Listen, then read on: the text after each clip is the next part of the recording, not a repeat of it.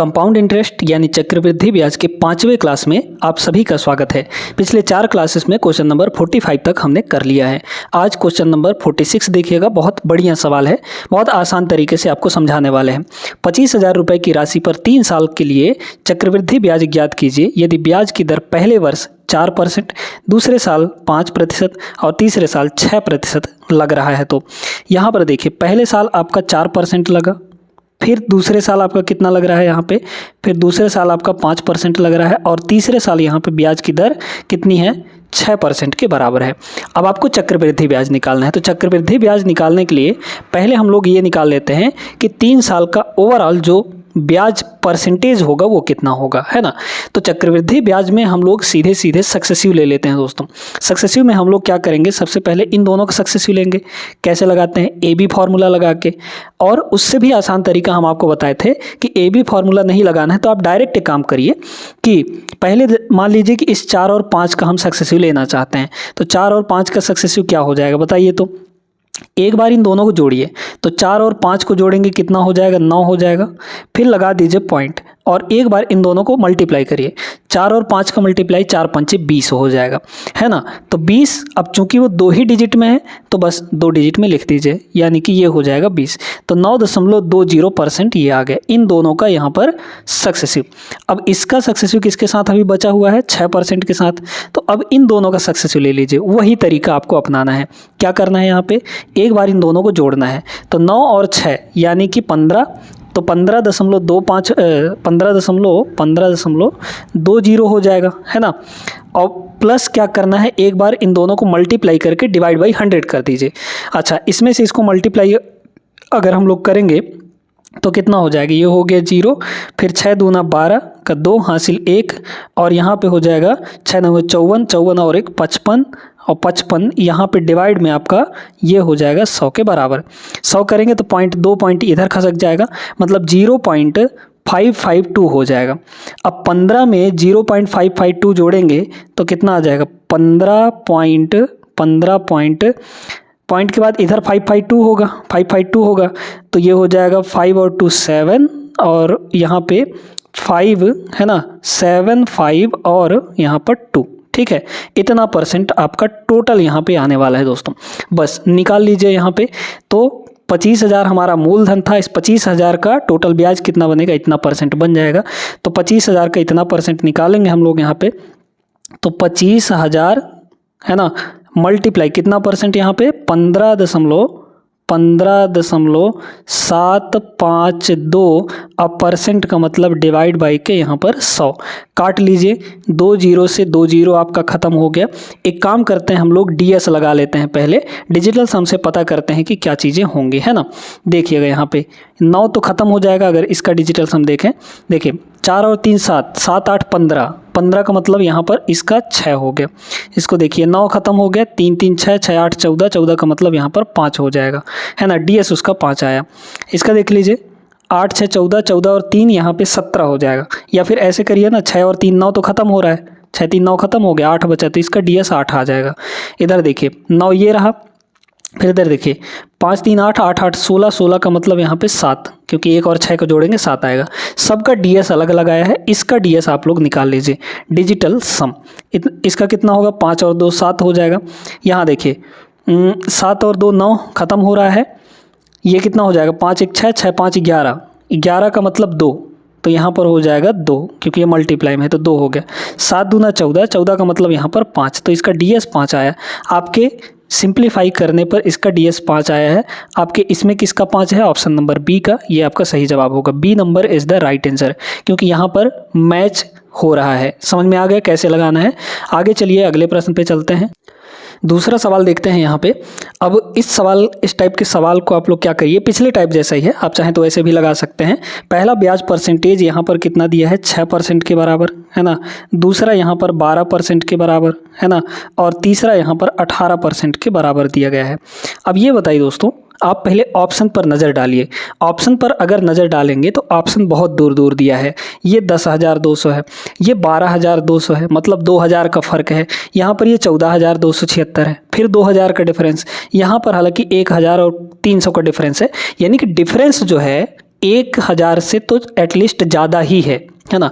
तो जब 1000 से डिफरेंस ज़्यादा है तो आप यहाँ पे इनका जो सक्सेसिव है वो अप्रॉक्सीमेट सक्सेसिव लीजिए, है ना। जैसे 6 और 12 का अप्रॉक्सीमेट सक्सेसिव कितना हो जाएगा, इन दोनों का प्लस हो जाएगा।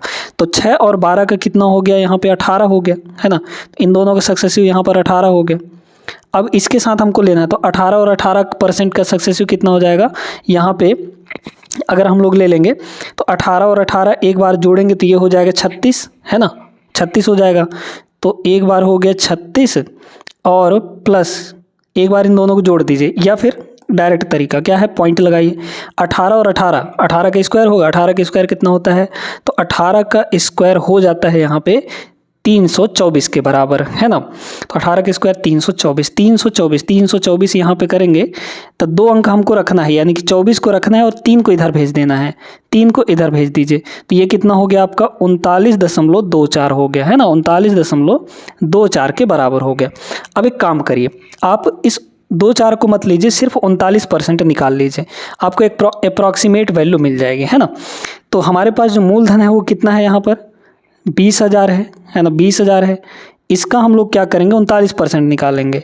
तो 39% यानी डिवाइड बाई यहाँ पर 100 हो जाएगा, 2 जीरो से 2 जीरो खत्म, 39 दूना ये हो जाएगा आपका 78, है ना। 39 दूना कितना हो जाएगा, 78 हो जाएगा। अच्छा, आपको मूल राशि निकालनी है ना, चलिए कोई बात नहीं है ना, इतना रुपए हो जाता है। अच्छा एक सेकंड, यहाँ पे आपको मूल राशि निकालनी है, ये आपका मिश्र धन दिया गया है ना, तो ऐसे नहीं लगाएंगे इसको, ठीक है। ये मूलधन नहीं दिया है। अब बताइए ओवरऑल जो ब्याज बना है वो 39% के समथिंग बना है, और मूलधन हमारा 100% होता है। मूलधन कितना होता है, 100%। तो 100% मूलधन और ब्याज 39% यानी 139% हो गया। तो ये जो वैल्यू दी गई है 20,000 ये किसकी वैल्यू है, 139% की वैल्यू है। हमको वैल्यू चाहिए किसकी, मूल राशि यानी 100% की वैल्यू। तो 100 से यहाँ पर मल्टीप्लाई कर देंगे, है ना। एक काम करते हैं हम लोग, यहाँ पर इसको ना 140 बना लेते हैं, इसको बना लेते हैं 140 के बराबर, ठीक है। 140 ताकि हम लोग काट सकें कुछ कुछ, है ना। 0 से ये आपका 0 कट जाएगा, और 2 से अगर काटना चाहे तो 2 सत्ते 14, और ये हो जाएगा आपका 2 से काटेंगे तो 10,000 हो जाएगा, है ना। ये हो गया आपका 10,000। तो 10,000 में 10 का गुणा करेंगे 1 लाख आएगा, तो यहाँ पे हो गया 1 लाख, ठीक है। एक 0 और डिवाइड बाई आपका 7, तो 7 से डिवाइड करिए तो 7 एकम 7, है ना, फिर बचा 3 तो 30 हो गया, 7 चौके 28, 14,000 समथिंग आ जाएगा। 14,000 कहाँ है, ऑप्शन नंबर बी में, ये आपका सही आंसर होगा। समझ में आया सभी को कैसे करना है, अप्रॉक्सीमेट वैल्यू लगाना है आपको, अप्रॉक्सीमेशन निकालना है ताकि हम कैलकुलेशन को छोटा कर पाएँ। समझ में आई बात अच्छे से, आगे चलिए बढ़िए अगले प्रश्न पे। चलिए इस सवाल को देखिए, बहुत बढ़िया सवाल है। इसमें साधारण ब्याज यानी कि SI और कंपाउंड इंटरेस्ट यानी कि CI दोनों चीज़ें मिला दी गई हैं। राजपाल ने साधारण ब्याज की 10% वार्षिक ब्याज दर पर एक निश्चित राशि 1/2 वर्ष यानी 1.5 वर्ष के लिए उधार ली। उसने वही राशि समान अवधि के लिए समान चक्रवृद्धि ब्याज की दर पर, ब्याज अर्धवार्षिक रूप से चक्रवृद्धि होता है, पर अपने किसी दोस्त को उधार दे देता है। इस प्रकार उसने यहाँ पे कितना 305 रुपये कमाया, धनराशि ज्ञात करनी है ना। बहुत सुंदर सा प्रश्न है, यहाँ पर ध्यान देते जाइएगा। ये बताइए दोस्तों कि 10% वार्षिक दर के हिसाब से 1.5 साल का साधारण ब्याज कितना बन जाएगा। 1.5 साल का मतलब 3/2 है ना, तो 3/2 यानी 15% हो जाएगा। तो जो SI आया आपका, है ना, SI वो कितना होगा 10% 1 साल का, तो 3/2 साल का कितना हो जाएगा, यानी 1.5 साल का 3/2 से मल्टीप्लाई कर देंगे, 5 से कट जाएगा, 5 3 15%। तो साधारण ब्याज ये है 15%। अब हमको चक्रवृद्धि ब्याज निकालना है। रेट वही है और टाइम भी उतना ही है ना। रेट वही है, टाइम भी उतना ही है, लेकिन अब की बार बोला है कि चक्रवृद्धि ब्याज है। तो चक्रवृद्धि ब्याज में आपको साफ तौर पर यहाँ पे दिख रहा है कि ब्याज अर्धवार्षिक रूप से चक्रवृद्धि होता है। तो जब अर्धवार्षिक रूप से चक्रवृद्धि होता है तो रेट कितना हो जाता है भाई, 1 साल का 10%, तो अर्धवार्षिक यानी 6 महीना, तो 6 महीने कितना हो जाएगा, आधा हो जाएगा, मतलब रेट यहाँ पे 5% होगा। क्लियर है ये बात सभी को। लेकिन टाइम अब देखिए, टाइम यहाँ पर कितने साल है, 1.5 साल। 1.5 साल का मतलब कितने महीने, 18 महीने, है ना, 12 और 6 18 महीने। तो 18 महीने तो ये है, 18 महीने तो ये है, लेकिन हम 6-6 महीने में दे रहे हैं चक्रवृद्धि। अर्धवार्षिक रूप से चक्रवृद्धि होता है, यानी 6-6 महीने में। तो जब 6-6 महीने में हो रहा है, 6-6 महीने में हो रहा है, तो कितनी बार ब्याज देना पड़ेगा यहाँ पे? सिर्फ और सिर्फ 3 बार ब्याज आपको देना पड़ेगा। अब 5% के हिसाब से 3 बार का ब्याज यहाँ पे चक्रवृद्धि रूप से निकाल लीजिए, कितना हो जाएगा? तो 5 5 5, यानी यहाँ पे 5%, फिर 5% और फिर 5%, या क्योंकि अब 3 बार हो रहा है ना, तो 5% इसका हमको क्या निकालना है? यहाँ पे सक्सेसिव निकाल लेना है, ताकि हमको ओवरऑल CI मिल जाए, यानी कंपाउंड इंटरेस्ट मिल जाए। कितने % होगा टोटल? देखिए इन दोनों का कितना आ जाएगा, अगर हम लोग देखें तो 5 एक बार जोड़ देंगे तो हो जाएगा 10, एक बार मल्टीप्लाई कर देंगे तो 5 5 ये हो जाएगा 25, तो 10.25%। फिर इसका हम लोग 5% के साथ सक्सेसिव ले लेंगे, तो जोड़िए, देखिए 10.25 में से 5 जोड़ेंगे तो ये हो जाएगा 15.25, है ना, 15.25, और प्लस इन दोनों का एक बार गुणा कर दीजिए, गुणा करके डिवाइड बाई 100 कर दीजिए, तो पॉइंट इधर आएगा। अच्छा, 10,025 में 5 का गुणा करिए तो कितना हो जाएगा? 5 5 25 के 5 हासिल 1, फिर 5 दूना 10, 10 और 2 यहाँ पे 12, फिर 1 बचा, फिर यहाँ पर 1 हो जाएगा, और 5 एकम 5, 51 25, लेकिन यहाँ पर ये पॉइंट यहाँ पर लग जाएगा, क्योंकि डिवाइड बाई 100 भी होता है ना, A + B + AB अपॉन 100, यही ना फॉर्मूला होता है, तो बस वही चीज़ लगा दिए। तो ये कितना हो जाएगा? यहाँ पर देखिए ये हो जाएगा 15 इधर जोड़िए, 2 और 5 7, 5 और 1 6, और ये लास्ट के 2 5 आपके रहेंगे, है ना, इतना % हो गया। तो यहाँ पर साफ तौर हमको दिख रहा है कि SI तो आपको 15% मिला, लेकिन कंपाउंड इंटरेस्ट जो है वो टोटल का टोटल यहाँ पर कितना मिल रहा है? इतने % मिल रहा है ना, यानी कि कितना ज़्यादा मिला है ना, इससे वो कमा लेगा, क्योंकि भाई किसी से उधार लिए साधारण ब्याज पे, और आगे वाले को उधार दे रहा है वो कंपाउंड इंटरेस्ट पे, तो मतलब उसको ज़्यादा ब्याज मिला ना, तो उस ब्याज से वो कितना कमाया? 305 रुपये। तो जितना अधिक ब्याज % उतना ही उसका यहाँ पे वैल्यू हो जाएगी कि कितना वो अधिक कमा रहा है। ये बात सभी को समझ में आई कि नहीं? अच्छे समझ में आ गई होगी। तो देखिए 15 से ये कितना अधिक है? तो 15 से सिर्फ और सिर्फ 0.7625% अधिक है ये, है ना, इतना % अधिक है, और इसी की वैल्यू आपको कितनी दी गई है? 305 रुपये दी गई है। हमको क्या चाहिए? धनराशि चाहिए, जो कि 100% के बराबर होती है।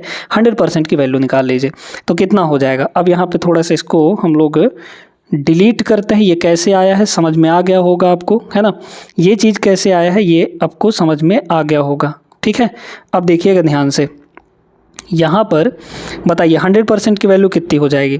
तो 100% हमको यही चाहिए, है ना, तो ये हो गया 305 ऊपर में, डिवाइड में ये आपका ऊपर आ जाएगा, है ना, सॉरी नीचे आ जाएगा, तो नीचे कितना होगा? 0.7625, ठीक है, ध्यान देते रहिएगा इस चीज़ को, है ना। अब सुनिए यहाँ पर ये बताइए दोस्तों कि अगर हम जैसे ये 0.7625 होता तो हम इसका पॉइंट हटाते तो ऊपर 0 लगता, कितने 0 लग जाएंगे? पॉइंट के बाद 4 अंक है इसलिए 4 0, और 100% की वैल्यू निकाल रहे हैं तो यहाँ पर 100 से आपको मल्टीप्लाई भी करना पड़ेगा। अब काटा पीटी करिए तब जाके आपका आंसर आ पाएगा, अदरवाइज़ नहीं आएगा। तो यहाँ पर ये एग्जैक्ट वैल्यू कुछ ना कुछ कटेगा जिसको हम लोग काट सकते हैं। वैसे तो अगर हम लोग 5 4, है ना, कितनी बार में? 2 बार में ये कट जाएगा। 25 से काटिए ना, 25 से नहीं कटेगा, ठीक है, पहले 5 से काट लेते हैं। 5 से अगर इसको काटे या फिर ये आपका क्या कट जाएगा देखते हैं।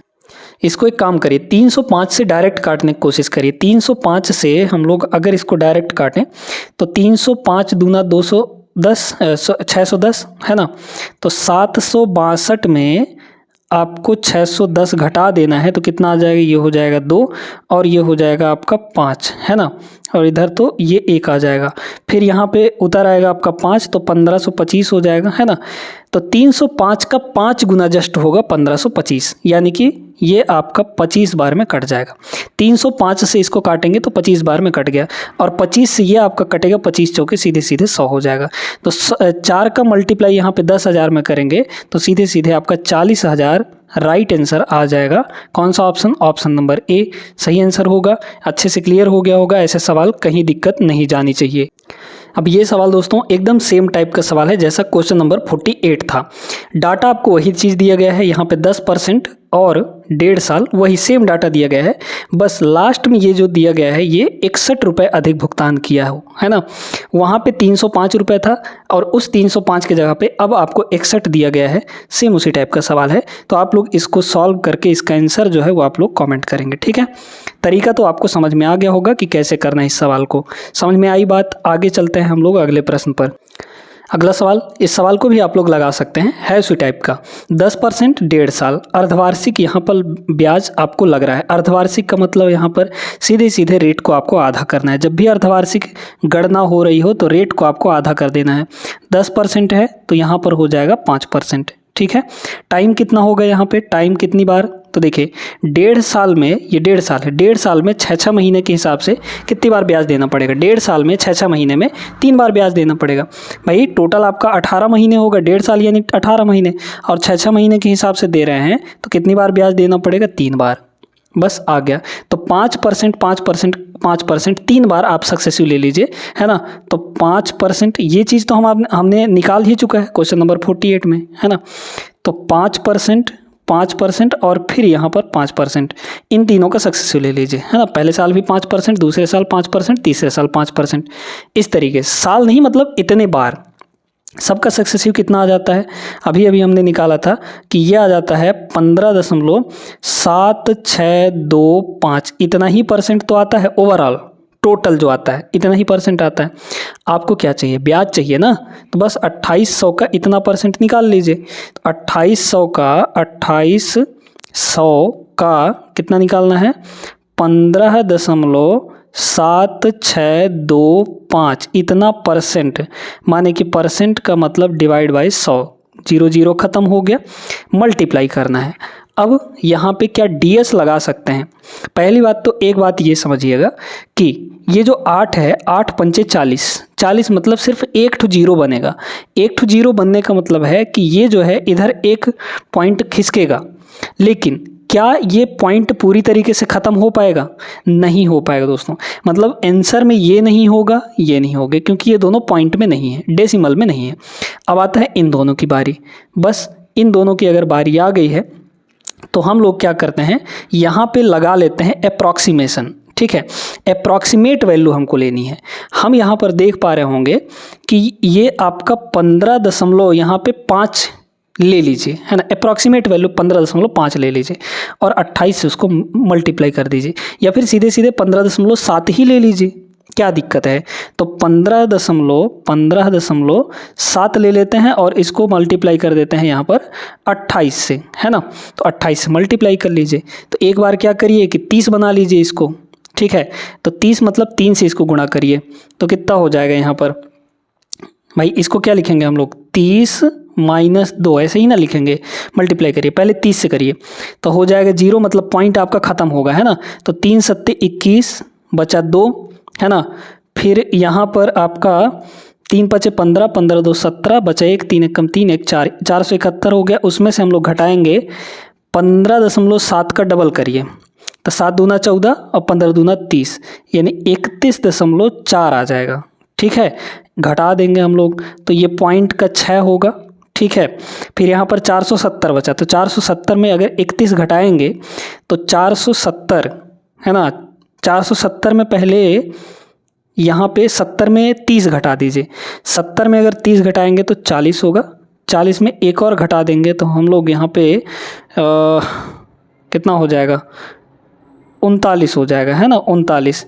तो 39 के करीब वैल्यू कौन सी आ रही है, 39.6 के करीब। अब देखिए, अब आपको ये भी ध्यान रखना है कि भाई देखिए, हमने इस वैल्यू को कम किया था, इस वैल्यू को कम किया था तो हमारी वैल्यू कम आई है, इसका मतलब हमारी वैल्यू ज़्यादा होगी, है ना। तो 39.6 से थोड़ा सा ज़्यादा ही आएगा। ज़्यादा कौन सा है, ऑप्शन नंबर बी है, ये वाला भी नहीं होगा। इस तरीके से आप सवालों को करेंगे तो अच्छे से कर पाएंगे। समझ में आई बात अच्छे से। आगे चलिए प्रश्न नंबर 51 पे आइए, इस सवाल को देखते हैं। 8% ब्याज दर पर 1.5 वर्ष के लिए एक राशि का साधारण ब्याज 360 रुपये है। 8% के हिसाब से 1.5 साल का टोटल ब्याज कितना बन जाएगा बताइए। तो 8% के हिसाब से 1.5 साल, 1.5 साल का मतलब क्या होता है, 3/2 होता है ना, 3/2। तो कितना हो गया ये 4 तियाँ 12% हो गया। ये 12% साधारण ब्याज बना है, SI बना है, और ब्याज कितना दिया है 360 के बराबर। तो ये बताइए कि 12% की वैल्यू हमारे पास कितनी आ गई 360 के बराबर आ गया। तो 1% की वैल्यू कितनी होगी यहाँ पर 12 तियाँ 36 मतलब कि 30 हो जाएगा। अब पहले निकाल लीजिए मूलधन कितना होगा। तो मूलधन तो 100% होता है ना। तो मूलधन यहाँ से निकल जाएगा 100%। 100% की वैल्यू सीधे सीधे 3000 रुपये। ठीक है। अब क्या चाहिए हमको, कह रहा है समय को दोगुना कर दिया जाए। समय 1.5 साल था तो 3 साल हो जाएगा। समय आपका दोगुना हो गया मतलब 3 वर्ष हो गया। तो टाइम आपका 3 वर्ष हो गया। फिर कह रहा है समान राशि पर, राशि कौन सी है 3000 है, समान दर के अनुसार, रेट भी आपका वही है 8% है, अनुसार चक्रवृद्धि ब्याज ज्ञात करना है। 3 साल का ब्याज निकालना है। 3 साल का आपको CI निकालना है, कंपाउंड इंटरेस्ट निकालना है। तो निकाल लीजिए भैया, इसमें क्या दिक्कत है ना। तो हम लोग यहाँ पे निकाल लेंगे। तो पहले साल भी 8%, रेट तो वही है, दूसरे साल भी 8%, फिर तीसरे साल भी 8%। बस इन तीनों का सक्सेसिव निकाल लेना है। तीनों का सक्सेसिव कितना आ जाएगा, वैसे अगर 8% देखें तो 2/25 होता है ना, तो नहीं आ पाएगा उससे। तो एक काम करते हैं हम लोग यहाँ पर 2/25, 25 2 27, 27 ज़्यादा हो जाएगा है ना, इसलिए इनका सक्सेसिव लेते हैं। सक्सेसिव 8 और 8 का कितना आएगा, जोड़ेंगे तो एक बार जोड़ेंगे 16 हो जाएगा, फिर यहाँ पे पॉइंट, और एक बार क्या करते हैं हम लोग यहाँ पे मल्टीप्लाई, तो 8 28 64 हो गया। ठीक है। और इसका ले लीजिए 8% के साथ, तो जोड़ेंगे एक बार कितना होगा 8 6 14 मतलब 24 यहाँ पे 64 ये हो गया। और एक बार यहाँ पे मल्टीप्लाई करेंगे, तो मल्टीप्लाई डिवाइड बाई 100 करेंगे तो ये हो जाएगा 0 पॉइंट, और इसको मल्टीप्लाई कर दीजिए है ना। देखिएगा तो 8 एकम 8 सॉरी 8 चौके 32, 32 का हो गया 2। ठीक है, ध्यान देते जाइएगा। 32 को हो गया 2, फिर 8 छके 48, 48 और 2 यहाँ पे 3। ठीक है, 48 और 3 51, बचा 5। 8 छक्के 48, 48 8 5 13, 53 हो जाएगा। 53 का हो गया 3, फिर बचा 5। 8 एकम 8, 8 और 5 यहाँ पे 13 होगा। 13 का तो 3 आ गया, लेकिन एक यहाँ ट्रांसफ़र हो जाएगा, तो मतलब यहाँ पे ये इतना हो गया। हम लोग डिवाइड बाई 100 करके ही इतना आंसर लिखे हैं। ठीक है, अब जोड़ लीजिए तो कितना होगा, ये हो जाएगा 25। ठीक है, और 6 और 3 यहाँ पे 9, 4 और 3 7 और 1 2 है ना, यानी कितना आ जाएगा 9712, 25.9712% यहाँ पर आ जाएगा आपका। ठीक है, इतना परसेंट आपको निकालना है, बस यही आपका चक्रवृद्धि ब्याज होगा। तो देखिए हमारा जो मूलधन था वो कितना था 3000। इस 3000 का क्या करेंगे हम लोग 25.9712% यानी डिवाइड बाई के यहाँ पे 100 हो जाएगा। 2 0 से 2 0 आपका ख़त्म हो जाएगा। अब यहाँ पे हम लोग कैलकुलेट करेंगे इसको, तो 25 तियाँ 75 मतलब एग्जैक्ट वैल्यू आपको कैलकुलेट करनी पड़ेगी दोस्तों, है ना। देखिए 3 से गुणा कर देते हैं, 3 दूना 6, फिर 3 एकम 3 है ना, फिर यहाँ पे 3 7 21 का 1 2 बचा, 3 9 27, 27 और 2 29 9 बचा है ना। फिर यहाँ पे अभी पॉइंट मत लगाइए, ठीक है ना। और क्या हो जाएगा यहाँ पे 2 बचा है ना, नहीं 3 9 27, हाँ 2 29 9 बचा है। फिर 3 5 15, 15 2 17, 1 बचा, 3 दूना 6, 6 और 1 यहाँ पे 7 हो गया। और देखिए यहाँ पे 1 0 और लग जाएगा। अब पॉइंट के बाद 4 डिजिट हैं, तो 4 डिजिट यहाँ पे लीजिए, तो 779.13 आएगा। कौन सा ऑप्शन, बी ऑप्शन, क्योंकि बहुत पास वैल्यू था इसलिए हमको मल्टीप्लाई यहाँ पे करना पड़ा। समझ पा रहे हैं इस चीज़ को।